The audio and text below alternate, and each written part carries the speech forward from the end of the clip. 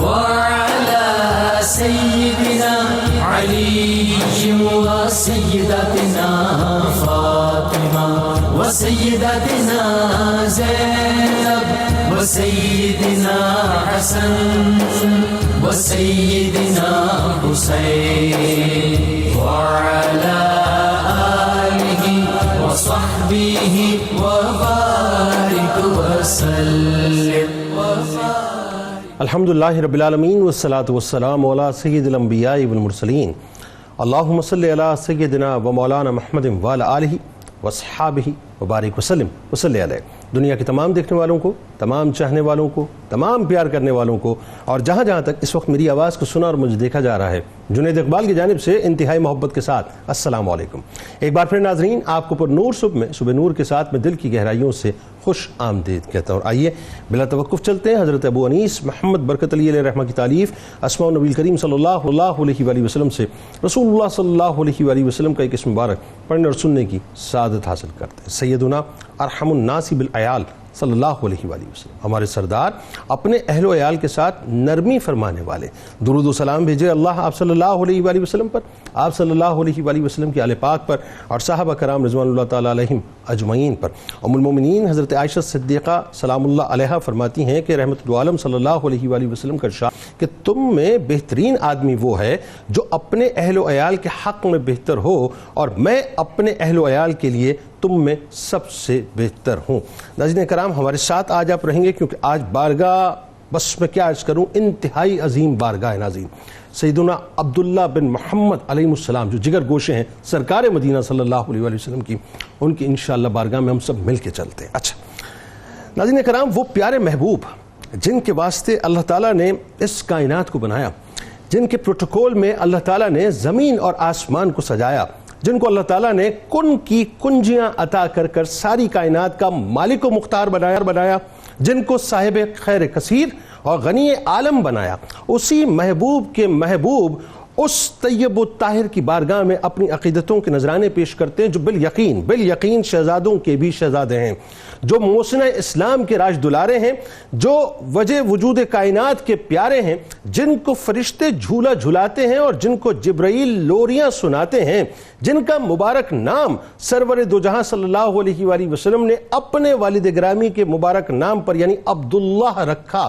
جن کی آمد کائنات کے سب سے عظیم، سب سے محترم، سب سے محتشم، سب سے خوبصورت، سب سے عالی، سب سے معطر، سب سے منور، سب سے مقدس، سب سے پاک، سب سے مطہر حجرے یعنی حجرہ مصطفیٰ صلی اللہ علیہ وآلہ وسلم میں ہوئی، جو شہزادے ہیں اس محسنہ اسلام کے، جو اسلام کی خاتون اول ہیں یعنی محبوب خدا کی رفیقہ اول ہیں، جنہیں اہل ایمان سر جھکا کر حضرت خدیجہ الکبریٰ سلام اللہ علیہا کے نام سے یاد کرتے ہیں، جو شہزادے ہیں اس نسل پاک کے. ناظرین، اس نسل پاک کے جس نسل پاک کا بچہ نور کا ہے، جن پر جن و انس و ملائکہ ہر پل، ہر لمحہ، ہر ساتھ درود و سلام بھیجا کرتے ہیں. اسی لیے اعلیٰ حضرت امام احمد رضا خان علیہ رحمۃ الرحمن پکار اٹھے کہ آب تطہیر سے جس میں پودے جمیں، اس ریاض نجابت پہ لاکھوں سلام، خون خیر الرسل سے ہے جن کا خمیر، ان کی بے لوث طینت پہ لاکھوں سلام. یہ وہ ہستی ہیں ناظرین جن کے وصال پاک پر دشمن کے دیے گئے تانے کے بعد خالق دو جہاں نے مالک کون و مکان کو نہ صرف کوثر کی بشارت عطا فرمائی بلکہ اپنے محبوب کے دشمنوں کو بے اولاد رہنے کی وعید بھی سنائی، جو مدار ہیں پوری کائنات کی عقیدتوں اور محبتوں کے، جن کی محبتوں اور عقیدتوں کی خوشبو پورے عالم کو مہکا رہی ہے. ناظرین، جن کے نور سے یہ ساری کائنات جگمگا رہی ہے، جن کا ذکر راحت قلب و جاں بھی ہے اور جن کا تصور دنیا و آخرت میں اما بھی ہے، جن کی عقیدت ناظرین ساری عقیدتوں سے بڑھ کر امام الملائکہ بھی حاضر ہیں انہی کے در پر، جن کی محبت سرمایہ ایمان ہے، جن کی محبت کل ایمان ہے، جن کی محبت مومن کی پہچان ہے، جن کی محبت نصیب والوں کی شان ہے، جن کی محبت یقیناً جن کی محبت ہم پر اللہ کا احسان ہے. ناظرین،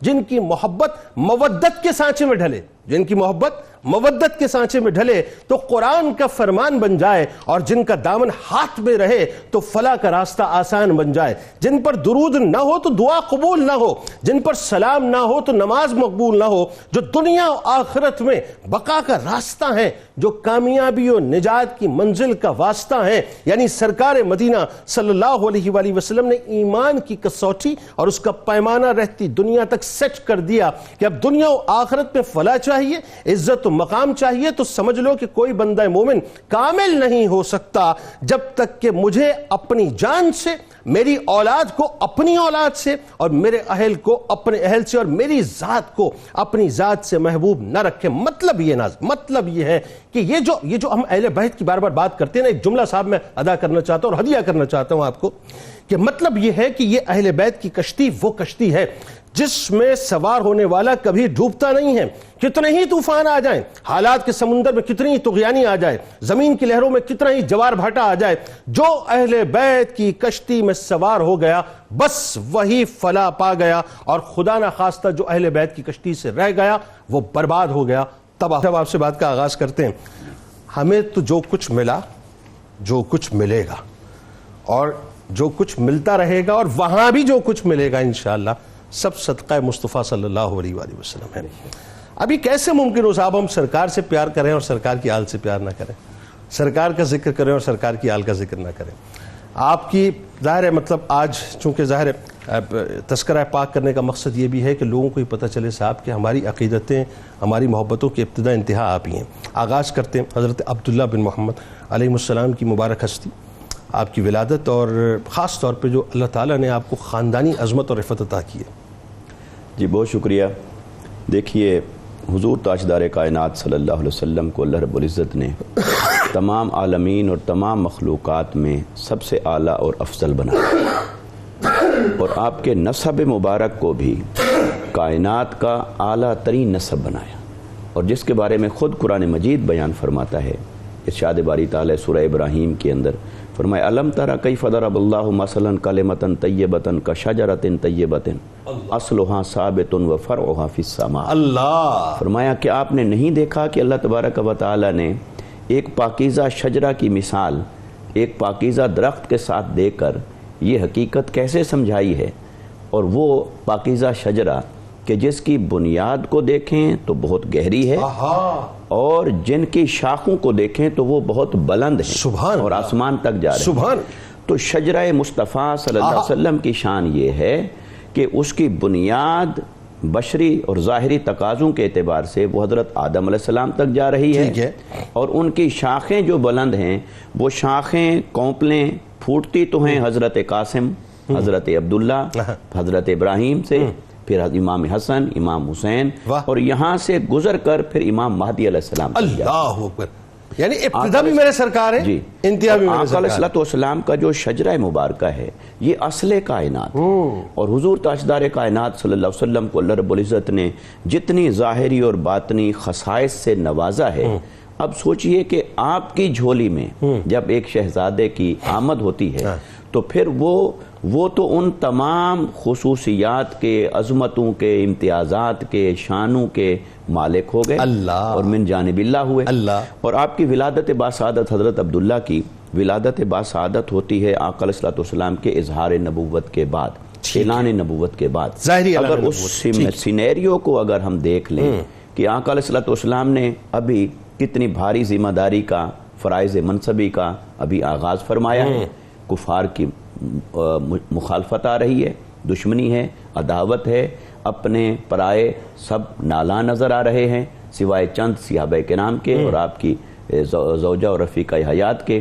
تو آقا علیہ السلام اس ماحول میں جو ایک ایسے سمجھیں کہ بشری تقاضوں کے اعتبار سے سٹریس ہے، دباؤ ہے، انتہائی پریشر ہے، معاشرتی دباؤ ہے، اس سارے میں اللہ رب العزت نے آقا علیہ السلام کے آنگن میں یہ خوشی عطا فرمائی، آپ کو یہ پھول عطا فرمایا۔ اچھا یہ کیا کم و بیش کیا عرصہ بنتا ہے ظاہری اعلان نبوت کے بعد، یہ کیا عرصہ بنتا ہے اندازہ؟ آقا علیہ السلام کے اعلان نبوت کے کم و بیش یہ 2 سے 3 سال کے درمیان، 2 سے 3 سال کے اندر، 3 سال کے درمیان بنتا ہے۔ تو اور پھر حضرت عبداللہ رضی اللہ تعالیٰ عنہ علیہ السلام آپ کی خود اپنی جو عمر مبارک ہے وہ 1 سال 6 ماہ اور کچھ دن ہے، ہاں روایت میں تقریباً، اور ایسے معروف روایت کے مطابق، اور اکثر مورخین نے یہی لکھا کہ 2 سال سے کم عمر ہوئی. تو آپ کے آنگن میں جب ایک پھول کھلتا ہے تو آقا علیہ السلام کے چہرہ اقدس پر مسکراہٹ آتی ہے. حضرت خدیجہ رضی اللہ تعالی عنہا کی گود میں ایک پھول کھلتا ہے، اللہ کی عطا ہے، اور بیٹا ویسے ہی نعمت ہے. اور آقا علیہ السلام کے آنگن میں حضرت عبداللہ کی تشریف آوری ایسے سمجھیں کہ ایک اللہ کے انعام و اکرام کی ایک صورت ہے، ایک خوشی اور بشارت کی صورت میں آپ کی ولادت باسعادت ہوتی ہے. اور آقا علیہ السلام نے چونکہ آپ ذمہ داری کے جس فیز میں جا رہے تھے تو حضرت خدیجہ کے لیے بھی کوئی دلاسا چاہیے تھا، اور ایک ماں کے لیے ایک بیٹے سے بڑھ کر کیا دلاسا ہو سکتا ہے کہ اس کی گود کے اندر ایک ہنستا مسکراتا بیٹا ہو. اور اللہ رب العزت نے جو آقا علیہ السلام کو بیٹے عطا فرمائے، 3 بیٹے، 2 حضرت خدیجہ رضی اللہ تعالی عنہا سے ہی ہوئے. یہ بیٹے نعمت ہیں، اور نعمت بنے تب جب دامن مصطفیٰ میں آئے. اگر آقا علیہ السلام کو اللہ رب العزت بیٹے عطا نہ فرماتا تو سوچئے کہ بیٹوں سے کون پیار کرتا. آج آپ میں کیسے لکھتے کہ بیٹا ایک نعمت ہے، بیٹا اللہ کی عطا ہے. اللہ کی عطا وہی ہے جو دامن مصطفیٰ میں ہے، اللہ کی نعمت وہی ہے جو دامن مصطفیٰ صلی اللہ علیہ وسلم کے اندر ہے. اور اللہ رب العزت نے اپنے حبیب صلی اللہ علیہ وسلم کو یہ ساری خوشیاں جو ظاہری خوشیاں ہیں یہ بھی عطا فرمائیں، اور ساتھ ساتھ آزمائشیں، امتحانات، ابتلا، ان تمام مراحل سے بھی گزارا. ایک چیز جو بڑی خاص میں محسوس کرتا ہوں، حضرت عبداللہ علیہ السلام کا جب تذکرہ پاک آتا ہے تو آپ یہ دیکھیں سرکار علیہ السلام نے اپنے والد گرامی کے نام پر اپنے بیٹے کا نام رکھا. یہ جو ہے یہ ذرا یہ بات بھی بتائیے کہ محبت کا کیا نارملی ہمارے یہاں ہوتا ہی ہے کہ لوگ کہتے ہیں بھائی وہ والد مثال کے طور پہ اگر کوئی بچہ پیدا ہوا تو بھئی دادا کا تو نام یہ تھا تو یہ ریپیٹ نہ ہو جائے، نام کچھ نیا ہونا چاہیے، مختلف ہونا چاہیے. وہاں روایت مختلف تھی، وہاں بڑوں کے ناموں پر، اچھوں کے ناموں پر ریپیٹڈلی نام رکھے جاتے تھے. مطلب آپ کو کثرت سے فاطمہ نام ملے گا، حضرت علی کے نام پہ نام ملے گا، مطلب یہ نام آپ کو کثرت سے ملیں گے. اسی طرح جناب عبداللہ کے نام پہ اپنے بیٹے کا نام رکھا.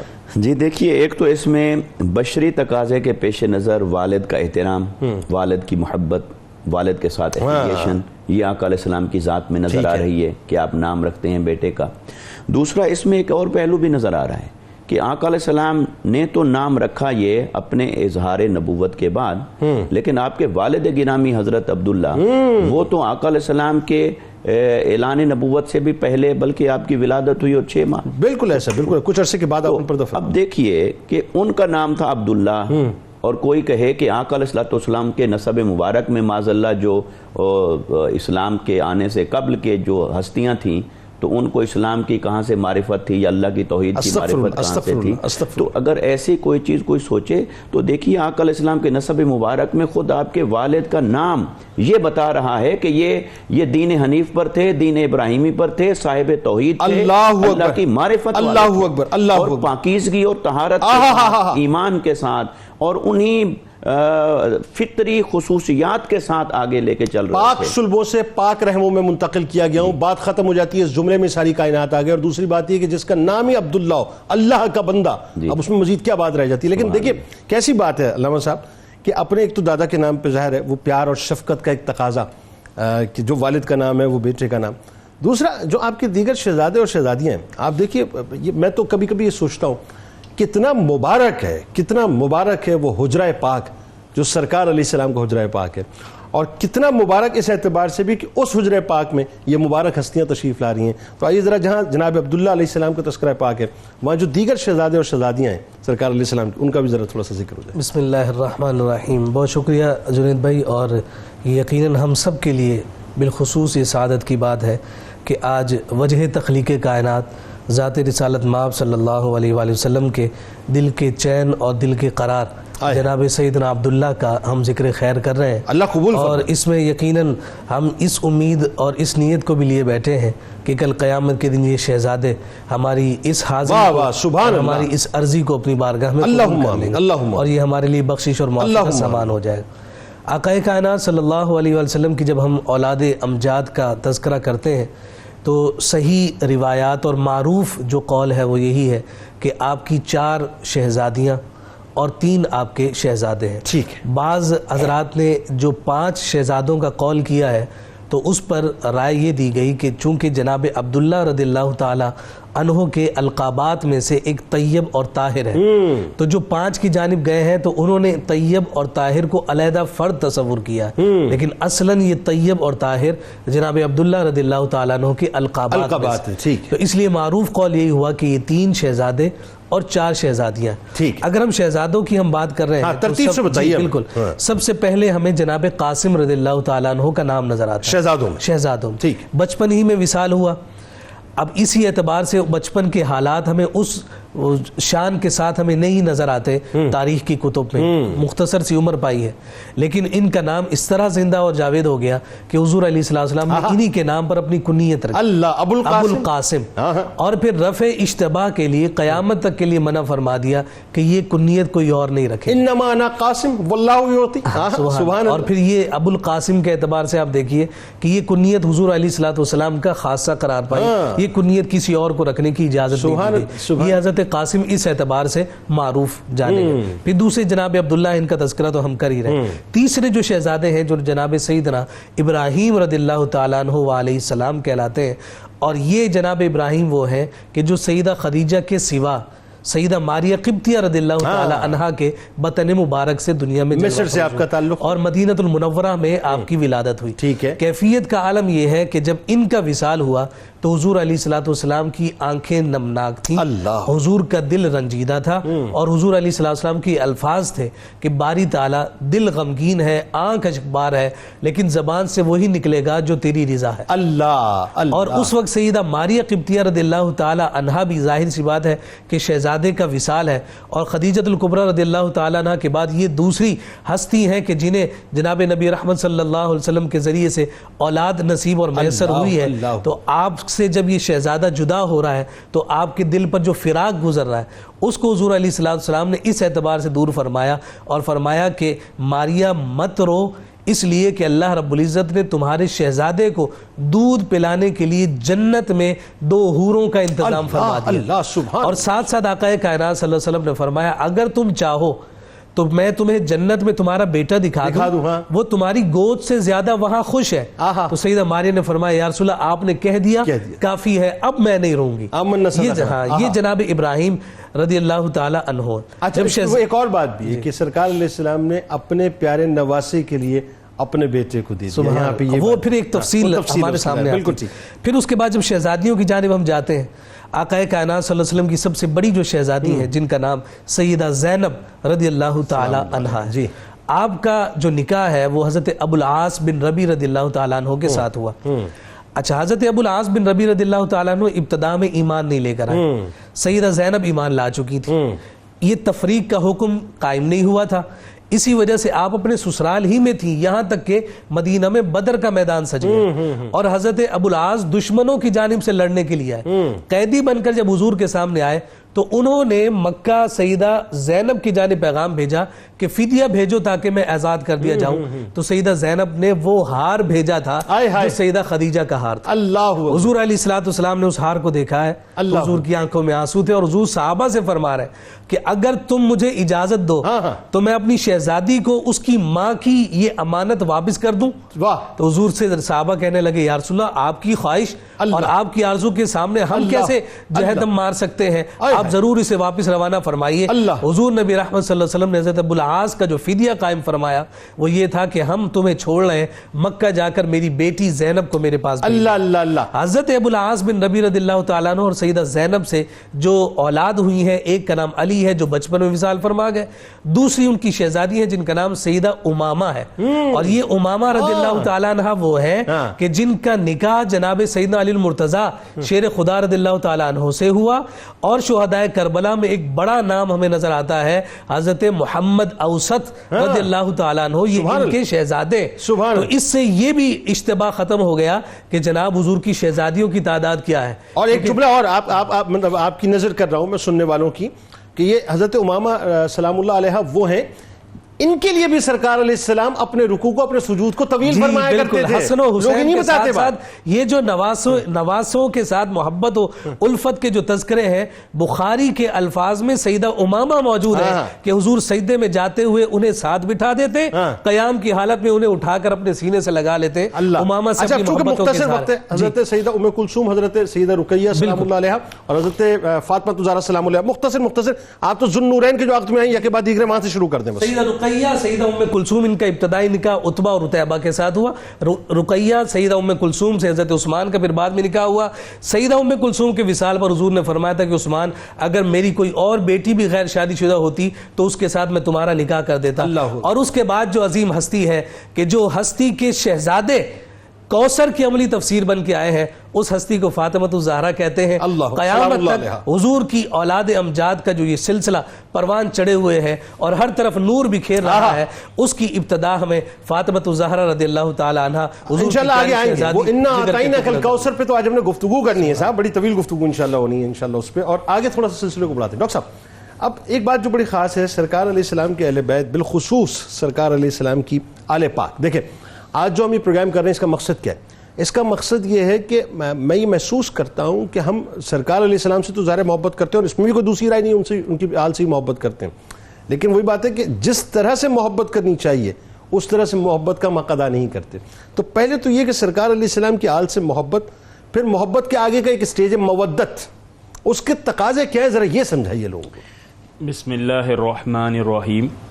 یقیناً ایک بہت ہی اہم موضوع اور ایمان سے اس کا بنیادی تعلق ہے, ضروریات دین میں سے ہے, یعنی ایمان کی تکمیل, ایمان کا ہونا. ہم ویسے تو اس کو عام طور سے جوڑتے ہیں عبادات کے ساتھ, نوافل کے ساتھ اور صدقات کے ساتھ, لیکن جان رکھنے کی ضرورت یہ ہے کہ جب تک حضور پرنور حضرت محمد مصطفیٰ صلی اللہ تعالی علیہ وسلم, آپ کے ساتھ پھر آپ کی آل, صحابہ کرام, اہل بیت کے ساتھ محبت نہیں ہوگی اس وقت تک ایمان مکمل نہیں ہوگا. یہ ہے اصولی بات, اس میں نہ کسی کو شک ہونا چاہیے نہ ہے, اور اس پر نہ شک کرنے کی جسارت کرنی چاہیے. مطلب جو اس پہ شک کرے آپ اس پہ شک کریں, پھر بات یہ بالکل یہی ہے, ایمان کی بنیادیات یہ ہے. اب دوسری بات یہ ہے کہ آپ دیکھیے کہ اس کا اظہار حضور اکرم صلی اللہ تعالی علیہ وسلم کے ارشادات اور قرآن کریم سے تو ہے ہی. جو صحابہ کرام جو کہ پہلے ایڈریسی تھے, پہلے مخاطب تھے, انہوں نے دین کو کیسے سمجھا, تو اگر آپ غور کریں وہ ایسا ہے کہ تمام صحابہ کرام نے ایک دفعہ غور کیا کہ حضور اکرم صلی اللہ تعالی علیہ وسلم نے اپنا تن من دھن سب کچھ دین کی دعوت تبلیغ کے لیے خرچ کر دیا, تو ہمیں بھی مقابلتاً ہمیں بھی اس کے یعنی اس کے اجر کے طور پر, اس کی کمپنسیشن کے طور پر کچھ نہ کچھ حضور کی خدمت کرنی چاہیے. یعنی آپ دیکھیے کہ حضور اکرم کہ ہمیں ان کی خدمت کرنی چاہیے, خدمت کرنی چاہیے. دیکھیے کہ حضور اکرم صلی اللہ تعالی علیہ وسلم نے اپنے خاندان کی, آپ نے معاشرتی مقاطعہ برداشت کیا, ہجرت فرمائی, اپنا سب کچھ قربان کیا, پھر اس امت کے لیے دعائیں کی, صبح و شام وقف کیا, تو صحابہ کرام کا یہ جذبہ فطری بھی تھا. اب جو فہم ہے وہ کیا ہے, آپ سب نے وہ خدمت پیش کی حضرت عباس رضی اللہ تعالیٰ عنہ کے توسط سے, اور یہ گزارش کی کہ یہ ہماری طرف سے خدمت ہے, آپ اسے قبول فرمائیں, تو حضور اکرم صلی اللہ تعالی علیہ وسلم نے خاموشی اختیار کی. قرآن کریم کی آیت مبارکہ نازل ہوتی ہے کہ قل لا اسألکم علیہ اجرا. محمد مصطفیٰ صلی اللہ تعالی علیہ وسلم کی طرف سے جواب آیا کہ مجھے دین کی دعوت, اس کے اعلیٰ کے لیے اجر نہیں چاہیے, مگر کیا چاہیے, الا المودۃ فی القربى, اہل بیت سے محبت یہ جزء ایمان ہے. ہمیں حضور سے کس بات کا تقاضا کرنا, یعنی حضور سے کیا تعلق رکھنا چاہیے اور آپ کے آل سے, یہ تعلق کہ آپ کی اہل بیت سے مودت, محبت, یہ تعلق نہیں ہوگا تو ایمان کی مکمل نہیں ہوگا. اب آپ دوسری بات سنیے. اچھا, اس کا مطلب یہ اللہ نے ایک کوڈ آف کنڈکٹ دے دیا اپنے محبوب اور محبوب کی آل کے لیے, بے ایمانہ. اور پھر آپ دیکھیے کہ حضور اکرم صلی اللہ تعالی علیہ وسلم نے واشگاف انداز میں فرمایا, قرآن کریم سے محبت, مجھ سے محبت اور میری آل اور اہل بیت سے محبت اصل ایمان ہے. اور میرے خیال حدیث کے مفہوم یہ بھی ملتا ہے کہ اپنے بچوں کو یہ تین محبتیں سکھاؤ, تین محبتیں سکھاؤ. بالکل. صل على وہیں سلسلے کا آغاز کرتے ہیں. ذرا یہ بتائیے مفتی صاحب, ایک جو بڑی خاص بات, اب وہ موقع آ گیا, میں کبھی کبھی ویژولائز کرتا ہوں تو سچی بات ہے ہمارا فہم تو کہاں پہنچ سکتا ہے کہ اب وہ تبلیغی سرگرمیاں بڑھتی جا رہی ہیں, پریشر بڑھتا جا رہا ہے, جس پہ ہم ابتدا میں تھوڑی سی گفتگو کر رہے تھے, اور اسی وقت ایک آزمائش آ گئی, حضرت جناب عبداللہ جو ہیں ان کا وصال پاک ہو جاتا ہے. تو ایک تو یہ کہ آپ کو وصال پاک, دوسرا اس وقت جو کیفیت حضرت خدیجہ سلام اللہ علیہ کی ہے, اور پھر سرکار علیہ السلام سے آپ کی گفتگو باقاعدہ ملتی ہے ہمیں, اور پھر آپ نے جو بشارت دی, ذرا بتائیے اس بارے میں کیا ہوتا. جی بہت شکریہ. دیکھیے اللہ رب العزت کا اصول ہے اور اس نے قرآن مجید میں بیان فرمایا وَلَنَبْلُوَنَّكُمْ بِشَيْءٍ مِّنَ الْخَوْفِ وَالْجُوعِ وَنَقْصٍ مِّنَ الْأَمْوَالِ وَالْأَنفُسِ وَالثَّمَرَاتِ. فرمایا کہ میں تمہیں ضرور آزماؤں گا, ابتلا میں سے گزاروں گا, مشکلات میں سے گزاروں گا. کبھی بھوک ہوگی, پیاس ہوگی, خوف ہوگا, نقصان ہوگا, مال کا گھاٹا, ظاہر کا گھاٹا, ثمرات, پھلوں کا نقصان. اس ثمرات کی تفسیر میں مفسرین کرام نے لکھا ہے کہ پھل کا گھاٹا جو قرآن نے بیان کیا, اس سے مراد اولاد کا بچپن میں ہی وصال کر جانا, یا اولاد کا اپنے ماں باپ کے سامنے ہی چلے جانا, ان کا وصال ہو جانا. تو یہ اللہ رب العزت کا قانون دیکھیے کہ وہ جس سے پیار کرتا ہے اسے بھی آزمائشوں, دکھوں, مصیبتوں, مشکلات سے گزارتا ہے. اچھا, کہ یہ جملہ صحیح ہے کہ جس سے زیادہ پیار کرتا ہے اس کو زیادہ آزمائش سے گزارتا ہے؟ یہ حدیث پاک کا مطلب. اچھا بتائیے نا ذرا, کہ میں اسی طرف میں اچھا کیا بات ہے. کہ دیکھیے کہ یہ کہ جس سے پیار کرتا ہے اسے تکلیفیں دیتا ہے, ٹھیک ہے, جس سے زیادہ پیار کرتا ہے اسے زیادہ تکلیفیں دیتا ہے. اور آقا علیہ الصلوۃ والسلام نے ارشاد فرمایا کہ جس شخص کے ایمان کا جو درجہ ہوتا ہے اس کی ابتلاء کا درجہ اس کے ساتھ میٹ ود کرتا ہے, اچھا اس کے اکارڈنگ ہوتا ہے. لہٰذا ایمان میں جتنا مضبوط ہوگا اسے بہت زیادہ تکلیفوں سے گزارا جائے گا, کیونکہ اس کی فلسفی کیا ہے کہ اللہ رب العزت نے انسان کو آزمانا ہے. اگر طاقت زیادہ ہو اور پریشانی اس کے مقابلے میں کم آئے وہ تو آسانی سے سہ لے گا. لہٰذا جتنی طاقت ہے, بساط ہے, استطاعت ہے, اس کے مطابق اسے جھنجھوڑا جائے, ابتلا سے گزارا جائے, تو وہاں قدم اگر ثابت رہتے ہیں اور اللہ کی رضا پہ راضی رہتے ہیں, یہ ہوتا ہے نقطہ کمال. اور آقا علیہ الصلوۃ والسلام نے یہ فرمایا کہ چونکہ ایمان کے اعتبار سے سب سے اونچا درجہ انبیاء کا ہے, اس لیے انبیاء کو سب سے زیادہ تکلیفوں اور محرومیوں سے گزرنا پڑا, پریشانیوں سے گزرنا پڑا. اور فرمایا کہ میں چونکہ انبیاء میں سب سے اونچے رتبے پر ہوں, اس لیے جتنا مجھے تکلیفیں پہنچی ہیں کسی کو نہیں پہنچی. اب دیکھیے, ایک تو یہ اینگل ہے کہ آقا علیہ الصلوۃ والسلام کو اللہ رب العزت نے شہزادے عطا فرمائے, بیٹے عطا فرمائے, پھر ان کا وصال مبارک ہوتا ہے, اور ان کے آنے کی خوشی اور ان کے پردہ فرمانے کا غم, ان دونوں سے اللہ رب العزت نے اپنے حبیب مکرم صلی اللہ علیہ وسلم کو گزارا. پھر دیکھیے کہ اللہ تعالیٰ کی یہ شان کہ وہ یہ تو واقعات تو ہونے تھے کسی نہ کسی کے ساتھ کہ بیٹے ہوں اور بیٹے وصال کر جائیں, بیٹے ہوں اور وہ بالغ ہونے سے پہلے, بلکہ ابھی مدت رضاعت بھی پوری نہ ہوئی ہو اور وہ پردہ فرما جائیں.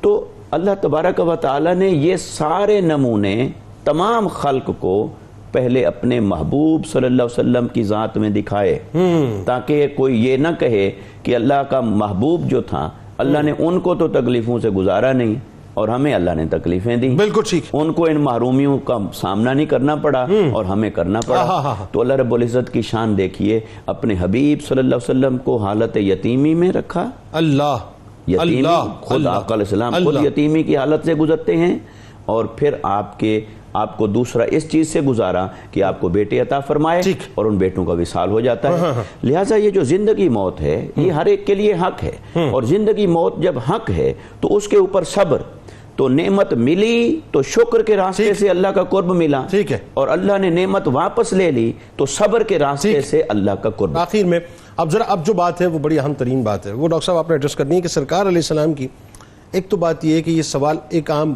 سی اسٹوڈنٹ کے ذہن میں بھی آتا ہے, مسلمان کے ذہن میں آتا ہے کہ نرینہ اولادوں کا بچپن ہی میں دنیا سے پردہ فرما جانا, اور پھر ظاہر ہے آپ علیہ السلام کو جیسے کہ گفتگو ہوئی اتنے سخت امتحانات سے گزارا جانا. حضرت عبداللہ کا ظاہر ہے علیہ السلام کا جب تذکرہ ہم کرتے ہیں تو دین کا وہ ابتدائی وقت تھا, اور حضرت ابراہیم علیہ السلام کی ہم بات کرتے ہیں تو وہ ایک پیک ٹائم تھا, ہے نا. لیکن وہ دونوں اوقات میں آپ دیکھیے کہ سرکار علیہ السلام امتحانات سے گزارے گئے. وجہ کیا؟ یعنی نرینہ اولاد، اب ظاہر ہے مشیت خداوندی تو اللہ ہی جانے، ہمارے فہم کے مطابق ہمیں کیا وجہ سمجھ میں آتی ہے کہ نرینہ اولاد کیوں نہیں رکھی گئی؟ بسم اللہ الرحمن الرحیم. سب سے پہلی بات تو یہ ہے کہ ظاہر ہے جو بھی گفتگو ہوگی وہ محض تخمینہ ہے، وہ محض رائے ہے، وہ محض امیجنیشن ہے، کچھ بھی نہیں ہے.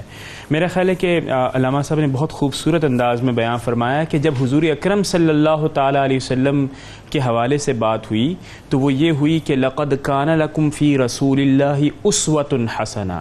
اب جب زندگی کے ایک پہلو میں اگر حضور اکرم صلی اللہ تعالیٰ علیہ وسلم بظاہر لوگوں کو دکھانے کے لیے کسی ایک نعمت سے دور کر لیے گئے تو اب وہ تھا ابتدائی دور، ابھی مسلمانوں کی طاقت نہیں آئی تھی.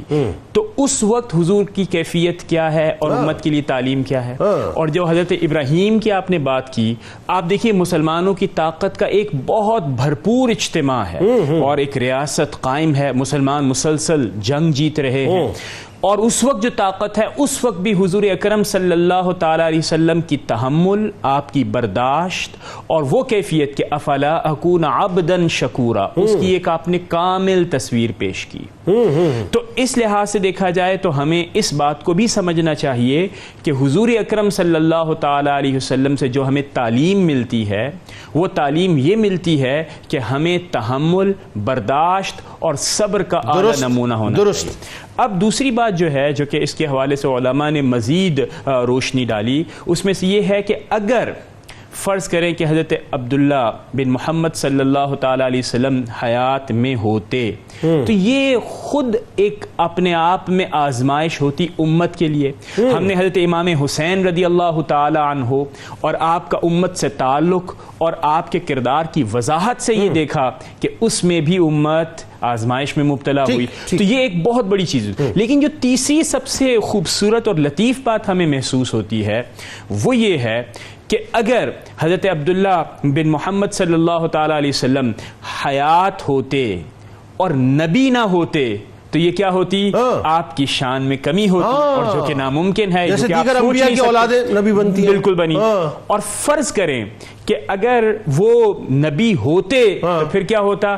کیونکہ حضور اکرم صلی اللہ تعالیٰ علیہ وسلم ما کان محمد ابا احد من رجالکم ولکن رسول اللہ و خاتم النبیین، کہ حضور اکرم صلی اللہ تعالیٰ علیہ وسلم تو خاتم النبیین ہیں. سورہ احزاب کی جو آیت ہے نا، اس کا ترجمہ تو خاص طور پر میں ہمیشہ گزارش کرتا ہوں اسکالر سے ضرور سنایا کریں. یہ 40ویں آیت آپ بیان کر رہے ہیں، یہ اس لیے بھی سنایا کریں تاکہ لوگوں کو آسان الفاظ میں سمجھ میں آ جائے کہ ختم نبوت پہ مہر میرے رب نے لگائی ہے قرآن میں. یہ قرآن کہہ رہا ہے. حضور اکرم صلی اللہ تعالیٰ علیہ وسلم کے بارے میں اللہ رب العزت نے فرمایا کہ آپ خاتم النبیین ہیں، آپ کے بعد کوئی نبی نہیں.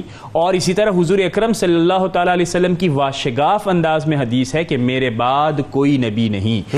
اس کا مطلب لا نبی بعدی، لا نبی بعدی، انا خاتم النبی، انا خاتم النبیین لا نبی بعدی. اور پھر بے شمار احادیث مبارکہ ہیں کہ لو کان بعدی نبی لکان عمر، لیکن کہ میرے بعد کوئی نبی نہیں ہے لہٰذا عمر رضی اللہ تعالیٰ عنہ کے حوالے سے یہ امیجنیشن کرنا کہ وہ ہوں گے وہ نہیں ہوگا. اب جو بات ہے وہ یہ ہے کہ اگر حضرت عبداللہ بن محمد صلی اللہ تعالیٰ علیہ وسلم زندہ ہوتے تو آزمائش امت ہوتی، زندہ ہوتے تو نبی نہ ہوتے تو ایک یعنی کہ خلاف شان. اور اگر فرض کریں کہ آپ نبی ہوتے تو حضور اکرم صلی اللہ تعالیٰ علیہ وسلم کا خاتم النبیین ہونا یعنی اس کے خلاف جاتا. لہٰذا اللہ رب العزت کی بے شمار حکمتیں اس میں پنہا ہیں، مخفی ہیں کہ آپ کو اولاد دی، دشمنوں کا منہ بند کر دیا گیا، اور اگر اولاد واپس لے لی گئی اس میں بھی امت کی بھلائی ہے اور حضور اکرم صلی اللہ تعالی وسلم کی سیرت کا ایک درخشاں، ایک تابناک باب ہے.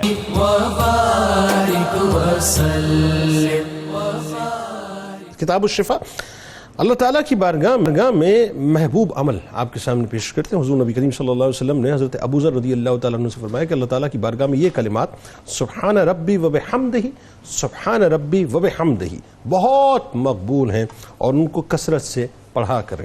ام المومنین حضرت عائشہ صدیقہ سلام اللہ علیہا کا قول مبارک ہے اور کمال قول مبارک کے ساتھ کہ نماز کے ذریعے اپنا کھانے کو ہضم کیا کرو کھانا کھانے کے بعد جب نماز ادا کرو گے تو کھانا اپنی اصل جگہ پر پہنچ جائے گا. ڈاکٹرز آج جا کر ریسرچ کر رہے ہیں, 1450 پہلے ہماری ماں نے فرما دیا تھا. جناب حضرت عبداللہ محبوب خدا کے جانے جان, حضرت عبداللہ محبوب خدا کے جانے جان, غیر ممکن ہے کہ مجھ سے ان کی عظمت ہو بیان. حضرت عبداللہ محبوب خدا کے جانے جان, حضرت عبداللہ پیارے ہیں خدیجہ کے قمر. حضرت عبداللہ پیارے ہیں خدیجہ کے قمر, وہ بہار گلستان مصطفیٰ عالی نشان.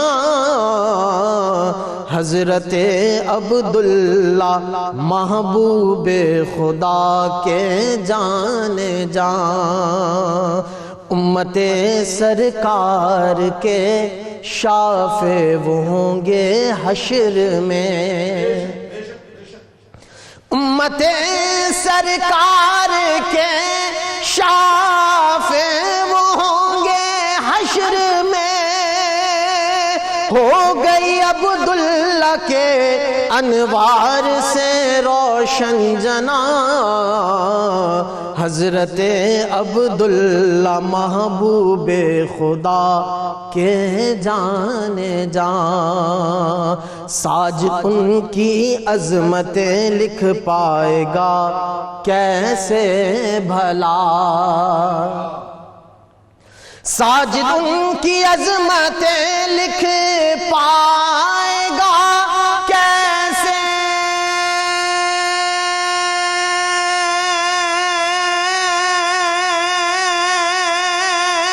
بھلا. ساجد ان کی عظمتیں لکھ پائے گا کیسے بھلا. ذرہ ناچیز میں وہ آفتاب ذوفشان, حضرت عبداللہ محبوب خدا کے جانے جان. ساجد ان کی عظمتیں لکھ پائے گا کیسے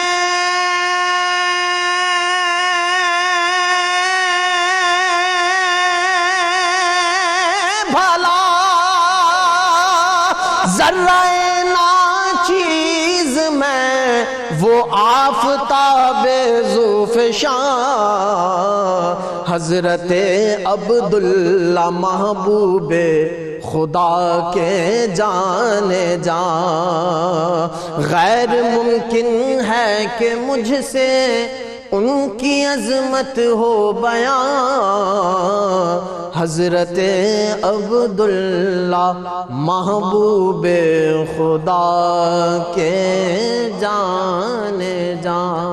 اللهم صل على سيدنا ومولانا محمد وعلى سيدنا علي وسيدتنا فاطمة وسيدتنا زينب وسيدنا حسن وسيدنا حسين وعلى آله وصحبه وبارك وسلم.